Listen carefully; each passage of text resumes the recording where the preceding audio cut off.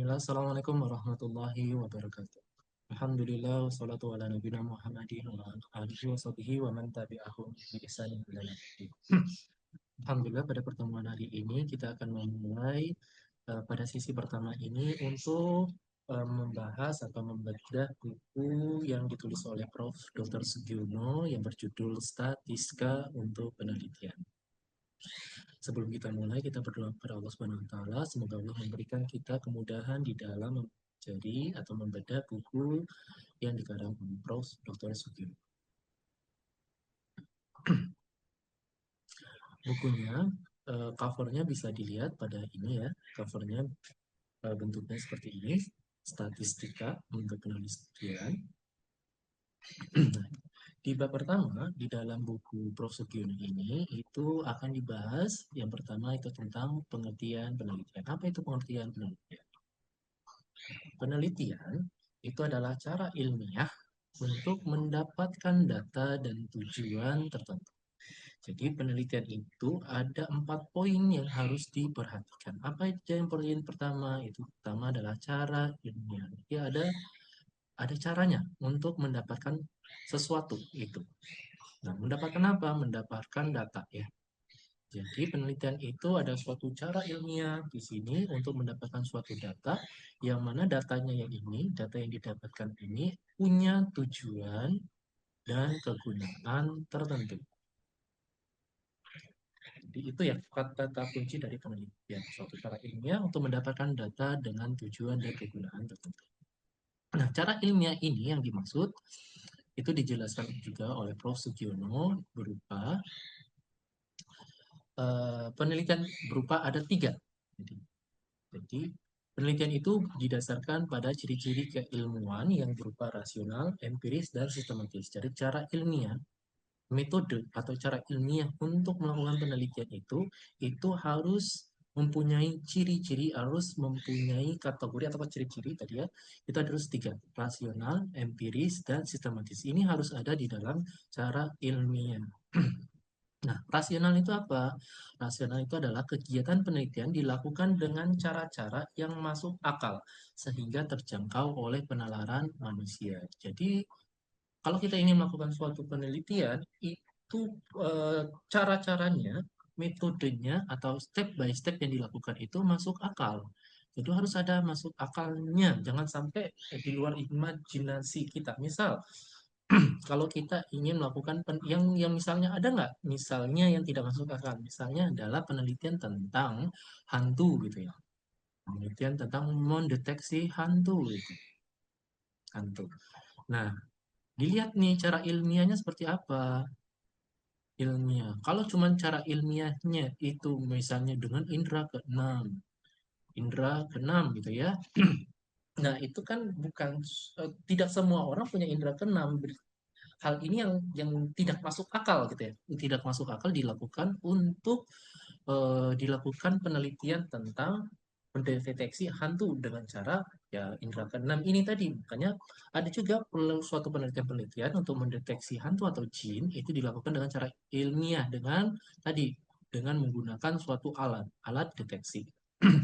Alat deteksi. Nah, kalau menggunakan alat deteksi yang masuk akal, maka ini ada nih cara ilmiah tertentu. Atau bisa disebut juga rasional ya, rasional untuk melakukan si penelitian itu. Nah, contoh yang lainnya yang rasional seperti apa, Pak? Misal kalian ingin membuat suatu produk, misalnya briket.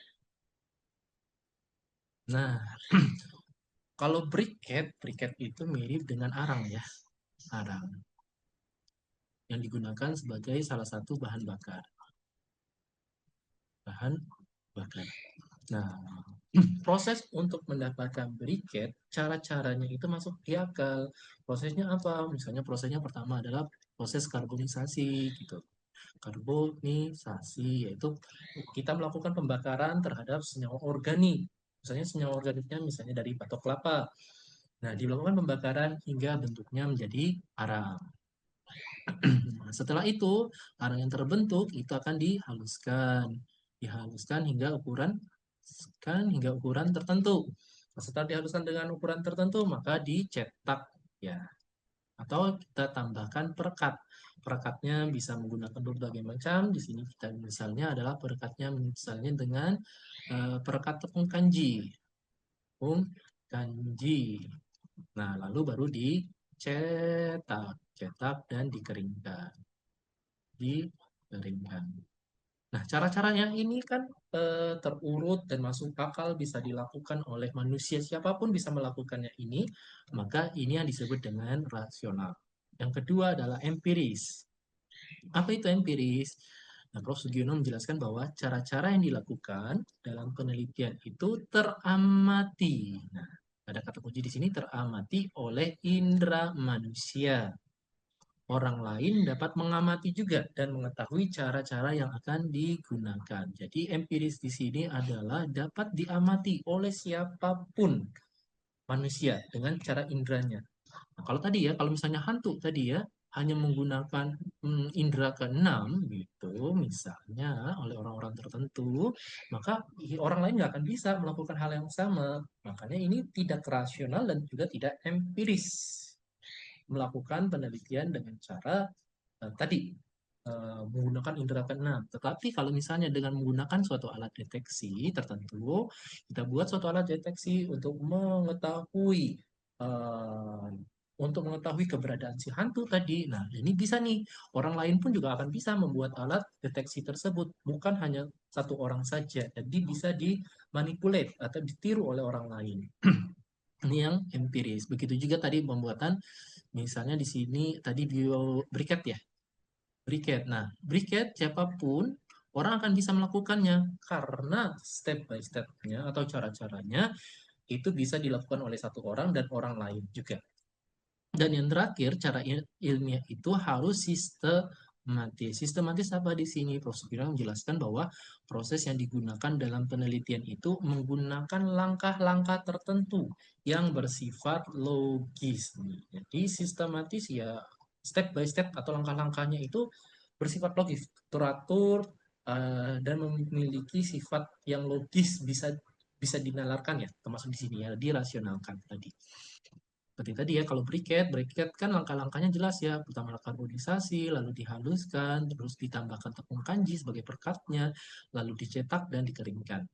Nah, langkah-langkahnya ini sistematis dan juga rasional dan juga empiris.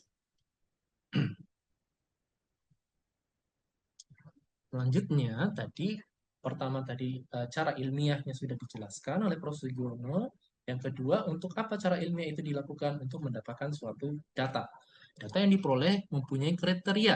Ya, kriterianya apa? Kriterianya itu harus valid, reliable, dan objektif. Jadi ketika teman-teman melakukan nantinya penelitian, lakukan dulu yang ini tadi ya. Kalau misalnya yang pertama adalah lakukan dulu cara ilmiah. Cara ilmiahnya itu tadi harus memenuhi tiga kategori ini ya, rasional, empiris, dan sistematis. Rasional nggak? Penelitian cara-cara kalian itu rasional nggak? Bisa dilakukan nggak oleh akal kita? Yang kedua empiris. Empiris terukur nggak cara-caranya, teramati nggak oleh indera kita? Dan yang terakhir adalah sistematis, ada urutannya nggak gitu.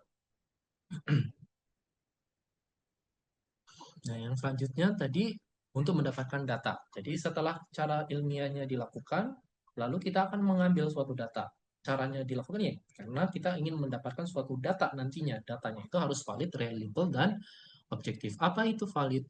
Valid di sini adalah ketepatan antara data yang sesungguhnya terjadi pada objek dengan data yang dapat dilaporkan oleh penelitian. Jadi valid di sini ketepatan, kata kuncinya adalah ketepatan datanya itu pasti tepat, yang datanya itu data pasti tepat yang didapatkan di lapangan atau data sesungguhnya yang terjadi pada objek penelitian kita dengan data yang dilaporkan oleh penelitian. Jadi data yang kita dapatkan di lapangan dengan data yang dilaporkan itu harus sama, valid, jangan dimanipulasi. Misalnya tadi kalau nanti kita buat briket, lalu di briket ini kan karena tadi sebagai bahan bakar, bakar ada salah satu analisisnya berupa nilai kalor. Kalor. Nah, di nilai kalornya, di briket ini nilai kalornya misalnya yang data kita analisis dengan kalorimeter tadi, kita dapatkan nilai kalorinya rendah, misalnya cuma 3.000 gitu ya, 3.000 kilokalori gitu kan. Nah, tapi karena kita ingin membuat seakan-akan briket kita ini keren gitu, nah kita manipulasi data yang kita dapatkan di lapangan ini atau yang diukurkan, yang dianalisiskan, kita manipulasi, kita naikkan jadi 5.000 gitu kan kilokalori. Nah, ini tidak valid, tidak valid atau tidak sama antara data yang sesungguhnya kita lakukan di lab dengan yang dilaporkan. Yang kedua itu adalah reliable. Reliable apa? Atau derajat konsistensi atau keajengan. Derajat konsistensi atau keajengan, yaitu konsistensi data dalam interval waktu tertentu. Jadi ada konsistensi datanya dalam interval waktu tertentu. Misal, tadi misalnya waktu 20 menit berapa kalorinya. Misalnya 5 menit, 10 menit, 15 menit, 20 menit. Nah, ini yang kita ukur tabel konsistensi datanya interval waktu tertentu. Misal tadi kalau briket tadi ya, misalnya briket tadi kita gunakan langsung untuk bahan bakar langsung ya, kita gunakan bahan dibakar briketnya misalnya bentuknya kayak gini ya, lalu kita bakar menggunakan api gitu ya, untuk memunculkan api yang ada di dalam briket itu sendiri ya. Lalu terbakarlah ini si briketnya. Nah, ketika terbakar briketnya kita ukur nih nilai kalornya 5 menit berapa sih nilai kalor briketnya. Atau briketnya kita lihat nih kalau 5 menit itu sisa briketnya berapa? Nah, sisa briketnya berapa? Kalau 10 menit sisanya berapa? Kalau 15 menit sisanya berapa? 20 menit sisanya berapa? Jadi ada interval waktu tertentu di dalam ini tadi ya, di dalam aplikasi dalam pembuatan briket ini ketika kita gunakan secara langsung ini ya, reliable tadi. Ada interval waktu tertentu. Dan yang terakhir, yang ketiga adalah objektif derajat persamaan persepsi. Apa itu? Nah, Prof. Sugilang menjelaskan bahwa objektif itu adalah derajat persamaan persepsi antara satu orang dengan orang lain. Maksudnya adalah harus ada sama antara derajat persepsi antara misalnya saya dengan teman-teman atau misalnya satu peneliti dengan orang lain. Jadi harus sama pemahamannya antara derajat spesifikasi ini gitu. Contoh nilai kalor. Nah, kalau kita bahas tentang nilai kalor, nilai kalor yang saya maksud di sini pasti teman-teman akan paham. Oh, nilai kalor itu adalah ya kalori atau bukan kalori ya. Kalor yang ada di dalam si briket ini. Teman-teman paham juga apa maksud dari kalor ini yang ada di dalam briket. Nah, jadi objektif di sini adalah pemahaman antara satu orang dengan orang lain itu harus sama. Persepsinya harus sama. Ini ya datanya. Berarti eh, harus memenuhi tiga kriteria ini. Valid, jadi datanya itu harus sungguh sama antara yang didapatkan dari yang diujikan di laboratorium dengan yang dilaporkan. Yang kedua itu adalah reliable, harus konsisten datanya pada interval konsisten ini kalau misalnya kita menggunakan rank data tertentu untuk melihat atau mengukurnya interval waktu tertentu di sini atau isi objektif tadi dan objektif datanya itu harus dipahami oleh semua orang atau si penulis atau peneliti ketika membuat suatu datanya yang dipresentasikan itu harus juga dipahami oleh orang lain.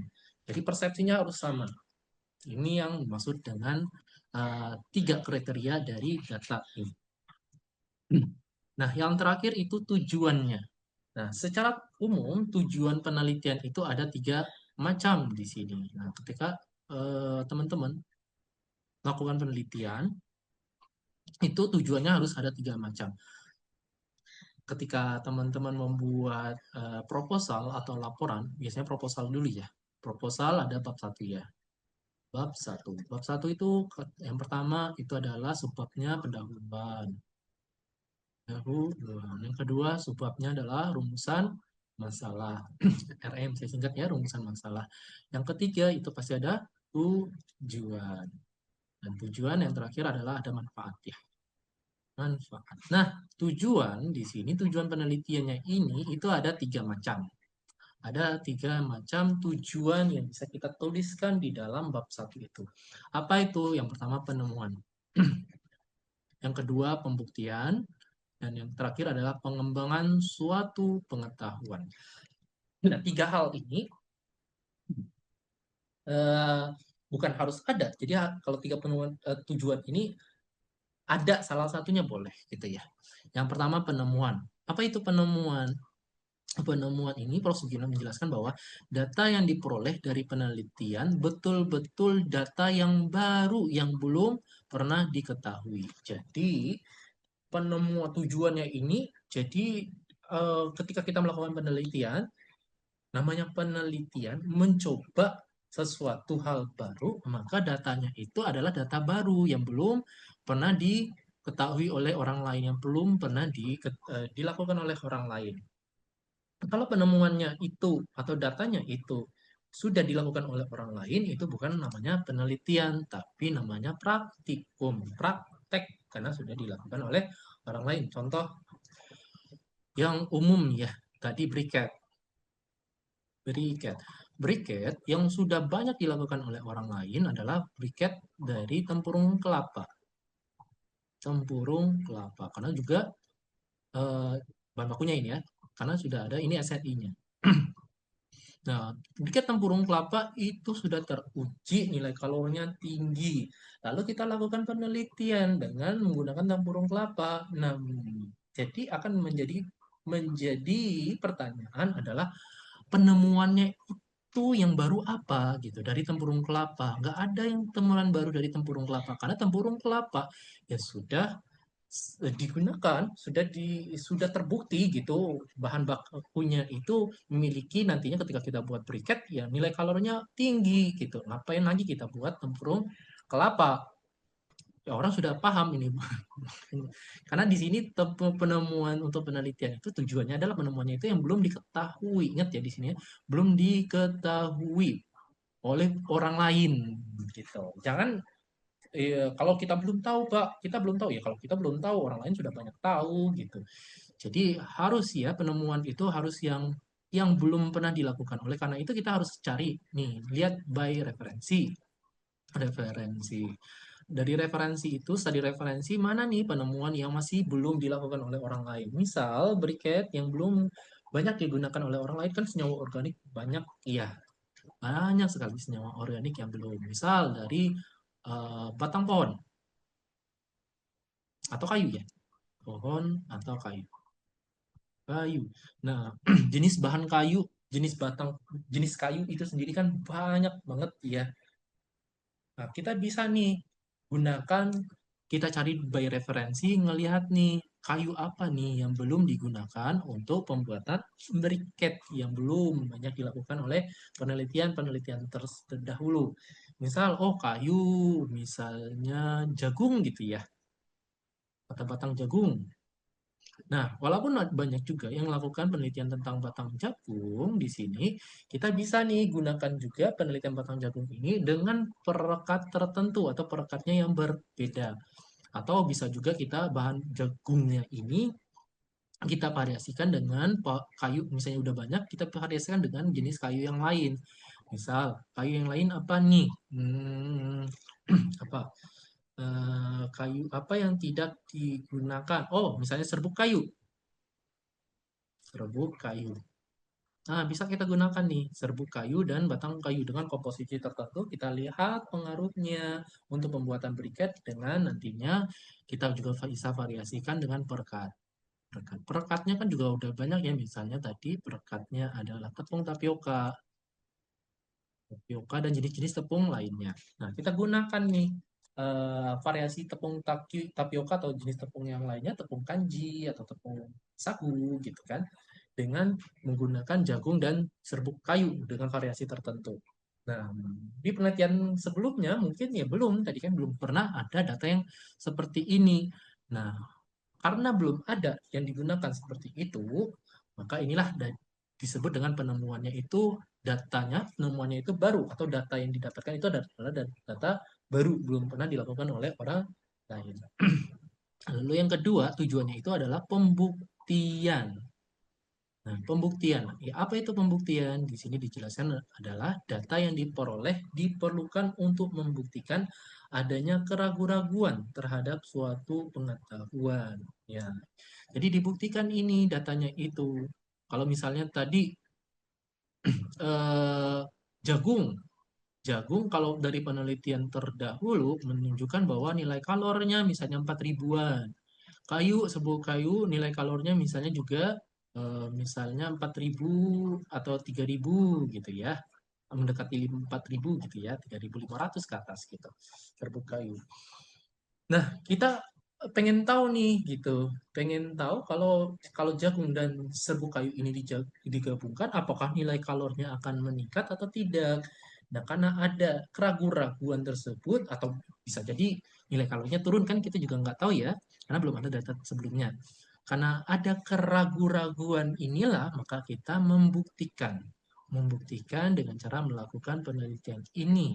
Kunci dari suatu penelitian. Kadang itu ya namanya apa ya?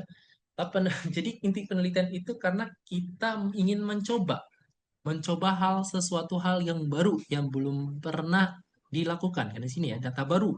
Nah, data baru maka belum pernah dilakukan. Maka kita coba untuk melakukan hal baru ini gitu. Jadi ada eh, beberapa yang ditemukan oleh mahasiswa gitu ketika dia melakukan suatu penelitian terus juga melakukan suatu banyak ada beberapa variabel hal barunya dia temukan ada beberapa variabel. Nah, para beberapa dosen gitu, beberapa dosen itu malah menanyakan ini variabelnya apa, kalau misalnya dinaikkan akan terjadi apa gitu. Ini kalau dinaikkan akan terjadi apa? Lah karena kita tidak tahu itulah, karena kita menebak itulah kita melakukan suatu keraguan-raguan. Karena kita tidak tahu melakukan apa ya, karena kita tidak tahu hasilnya seperti apa, maka kita lakukan penelitian. Kalau kita tahu hasilnya seperti apa, maka ngapain lagi kita melakukan penelitian?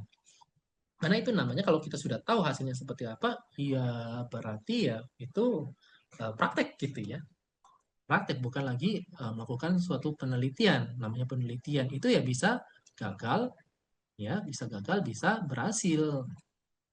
Berhasil. Inti penelitian ini ya. Jadi penelitian itu bisa gagal, bisa juga berhasil. Nah, kalau gagal bagaimana Pak? Ya nggak masalah, namanya penelitian kan kita membuktikan. Kata kuncinya sini ya, kita membuktikan keraguan kita itu sendiri. Kalau gagal bisa nggak Pak dilakukan publikasi? Publikasi, ya boleh, silakan. Kalau gagal kita lakukan publikasi. Kenapa Pak? Kan gagal gitu, kan bisa memalukan. Bukan memalukan atau tidak, karena ini merupakan kalau kita data yang kita dapatkan itu, misalnya kita lakukan penelitian, namun gagal, tadi briketnya tadi ya. Nih briketnya ketika kita melakukan variasi jagung dan serbuk kayu, ternyata nilai kalornya itu juga masih di bawah 4.000, 5.000 gitu. Kan gagal nih, karena kita harapnya di atas 5.000. Boleh nggak Pak kita lakukan publikasi? Ya silakan, karena itu merupakan ilmu pengetahuan bagi peneliti selanjutnya. Jangan melakukan hal yang sama untuk melakukan variasi jagung dan serbuk kayu dengan perekat tertentu tadinya. Karena kenapa? Karena ya tadi akan sama juga kalau nilai kalornya di bawah 5.000. Jadi walaupun gagal bisa dilakukan juga publikasi. Untuk apa? Untuk memberikan informasi kepada peneliti selanjutnya jangan melakukan hal yang sama dengan yang telah dilakukan oleh teman-teman. Jadi penelitian itu tidak harus berhasil. Ini yang juga selalu miskomunikasi dengan dosen juga. Karena dosen itu pengennya berhasil, harus berhasil. Enggak ya. Karena penelitian itu bisa gagal dan bisa berhasil. Kalau berhasil ya itu yang diharapkan. Kalau gagal ya nggak masalah. Kita lakukan publikasi sesuai dengan yang kita lakukan. Karena tadi ya di sini ya, ini yang kita bahas tadi, data itu harus valid nih. Valid.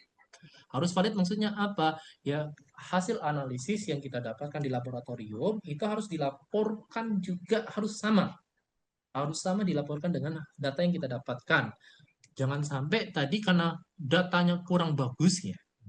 Kata kuncinya kurang bagus, kurang diharapkan bagus, maka kita laporkan, kita manipulasi datanya, manipulasi datanya seakan-akan bagus gitu. Nah, ini yang dilarang di dalam ini ya, ini yang dilarang atau yang dikemukakan oleh Prof. Sujono, datanya itu harus valid, jangan sampai manipulasi data. Dan kebanyakan ini juga ada beberapa, bukan kebanyakan ya, ada beberapa ditemui di lapangan mahasiswa itu yang memanipulasi datanya ini. Seakan-akan datanya bagus. Kenapa dibuat kayak gitu? Ya karena tadi bisa jadi karena permintaan dosennya supaya bagus tadi, atau tadi karena takut juga memberikan data yang kurang berhasil, dosennya marah-marah, akhirnya ya sudah mahasiswanya malah melakukan tindakan yang tidak etis tadi ya, dengan meningkatkan datanya sehingga lebih keren kelihatannya. Ini nggak boleh ya. Dan tujuan yang terakhir itu adalah pengembangan suatu pengetahuan. Apa itu? Data yang diperoleh dari penelitian digunakan untuk memperoleh dan memperluas suatu pengetahuan. Nah, data yang diperoleh ini itu digunakan untuk memperluas suatu pengetahuan. Diperluas datanya tadi. Jadi ketika teman-teman melakukan penelitian tadi, contohnya briket dengan jagung dan serbuk kayu, data yang didapatkan ini walaupun gagal, walaupun nilai kalorinya kurang baik, itu diperluas sumber pengetahuannya, diberitahukan kepada masyarakat, kepada peneliti selanjutnya. Supaya apa? Supaya jangan dilakukan hal yang sama. Ini ya, hal yang sama supaya kita peneliti selanjutnya tidak melakukan kesalahan yang sama seperti kita. Yang ini jarang banget dilakukan ya. Kalau gagal biasanya jarang, kebanyakan mahasiswa atau dosen pun kebanyakan ketika gagal nggak mau dia publikasi penelitiannya ya. Padahal enggak. Ketika gagal lakukan saja publikasi. Publikasi untuk data yang menurut kita gagal. Karena kenapa?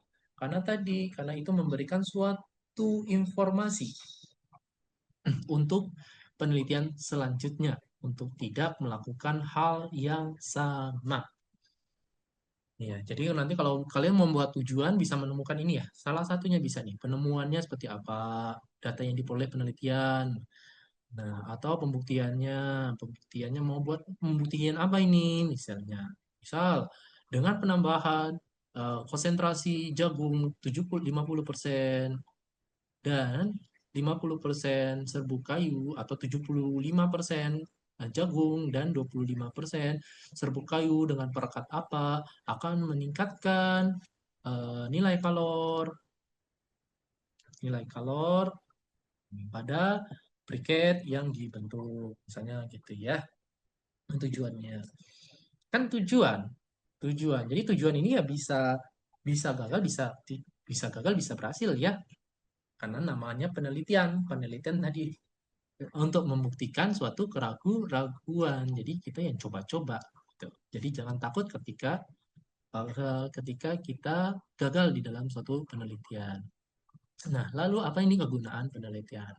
Kegunaan penelitian, Prof. Sugiono menjelaskan ada 3. Yang pertama adalah memahami masalah. Nah, ini ya, penelitian itu harus ada masalah. Jangan sampai penelitian itu tidak punya masalah. Nah, memahami suatu masalah. Jadi penelitian itu dilandasi di latar belakangnya. Belakang harus muncul nih masalahnya apa. Ya, masalah apa yang ada di dalam latar belakang. Nah, prosedur yang menjelaskan ini memperjelas suatu masalah yang sebelumnya tidak diketahui diketahui lalu menjadi tahu. Jadi masalahnya apa tadi? Misalnya briket jagung sama eh, kenapa kita jagung tadi buat briket ya contoh briket. Lalu kita gunakan bahan bakunya jagung dan serbuk kayu. Masalahnya apa di sini? Masalahnya batang jagung dan serbuk kayu ini merupakan suatu limbah yang hanya dibakar oleh masyarakat dan setelah dibakar tidak menghasilkan suatu produk baru, produk yang bernilai ekonomis. Ini kan suatu masalah yang mana bahan baku ini itu kalau tidak hanya dibakar ya tidak ada menghasilkan suatu hal baru. Nah, kita ingin membuat nih bahan baku yang banyak yang ada di lingkungan berupa batang jagung dan serbuk kayu yang banyak yang hanya dibakar ini kita gunakan untuk membentuk suatu produk yang bernilai ekonomis. Bernilai ekonomis. Tadi masalahnya apa? Ya masalahnya tadi hanya dibakar, hanya menjadi limbah dan dibakar. Dibakar dan tidak menghasilkan suatu nilai ekonomis. Nah, ini masalah kan. Dibakar pun juga akan menghasilkan polutan udara. Polutan juga terjadi gitu. Kalau nggak dibakar juga akan menjadi penumpukan biomasa yang besar. Nah, kita ingin merubah nih. Itu ada suatu masalah, kita ingin menyelesaikan masalah ini dengan cara membuatnya untuk menjadi suatu bahan bakar berupa briket atau biobriket. Nah, yang mana biobriket dari jagung sendiri, kalau bukan dari jagung sendiri, itu udah banyak penelitiannya. Serbuk kayu sendiri juga sudah banyak dilakukan oleh para peneliti terdahulu. Tapi kalau gabungan dari jagung dan serbuk kayu, nah ini kan juga belum mungkin masih sedikit. Ada, tapi mungkin masih sedikit dengan variasi tertentu ya dan perekat tertentu. Nah, karena kita ingin mengetahui komposisi yang paling baik, yang optimal di dalam menggabungkan jagung dan serbuk kayu ini sehingga mendapatkan nilai optimal dari nilai kalor yang terbentuk dari briket, maka kita lakukan penelitian. Ini ya. Jadi kita harus mengetahui nih masalah yang terjadi. Ini ada di latar belakang. Ya. Yang kedua, memecahkan masalah. Tadi memahami masalahnya. Nah, makanya tadi juga sudah jelaskan ya. Lalu dipecahkan masalah tersebut, diberikan solusinya. Untuk apa? Untuk meminimalkan atau menghilangkan masalah tersebut tadi ya. Yang terakhir adalah mengantisipasi masalah supaya suatu upaya dilakukan sehingga masalah tidak timbul tadi. Nah, tadi ya misal tadi masalah batang jagung dan serbuk kayu kalau hanya ditumpuk akan kalau tidak dilakukan apapun ditumpuk saja di situ akan menjadi penimbunan penimbunan si batang jagung dan serbuk kayu atau penimbunan biomasa tadi yang akan semakin besar. Kemudian biomasa ini akan terjadi penimbunan, akan terjadi pembusukan atau terjadi fermentasi membentuk biogas. Maaf, pembusukan pembusukan akan membentuk gas metan.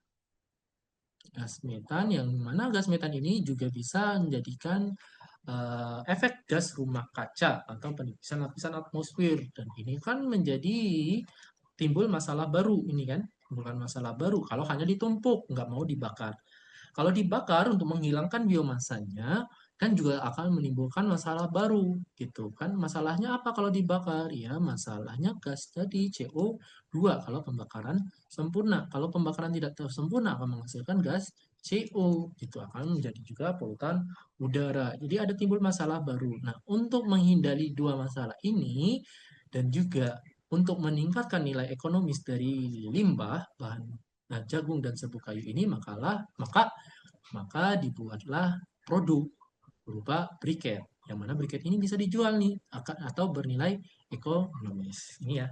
Jadi kegunaan penelitian itu ada tiga ini: memahami masalah, memecahkan masalah, dan mengantisipasi masalah.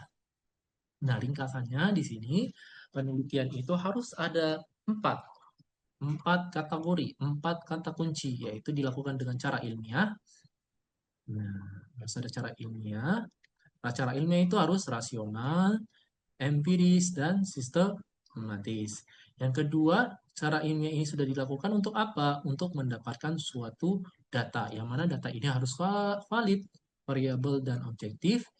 Nah, setelah mendapatkan data ini, maka kita akan bisa membuat suatu tujuan atau tujuan nih untuk mendapatkan data ini apa. Dan ya, tujuan untuk mendapatkan data ini apa? Yaitu yang tujuan ini harus ada penemuan, pembuktian, pengembangan suatu dan pengembangan suatu pengetahuan. Yang mana tujuannya ini juga ada kegunaannya. Jadi penelitian itu harus ada tujuan dan kegunaan atau bisa juga manfaatnya. Yang mana manfaatnya ini adalah memahami, memecahkan, dan mengantisipasi masalah. Demikian untuk pembahasan kita pada sesi pertama ini. Insya Allah kita akan sesi berikutnya kita akan membahas tentang variabel penelitian. Bila ada pertanyaan, silakan teman-teman bisa tanyakan di kolom komentar pada di bawah video ini. Bila ada tutur kata yang salah, saya mohon maaf. Saya tutup dengan doa kafaratul majlis. Subhanakallahumma bihamdika asyhadu an la ilaha illa anta astaghfiruka wa atubu ilaik. Assalamualaikum warahmatullahi wabarakatuh.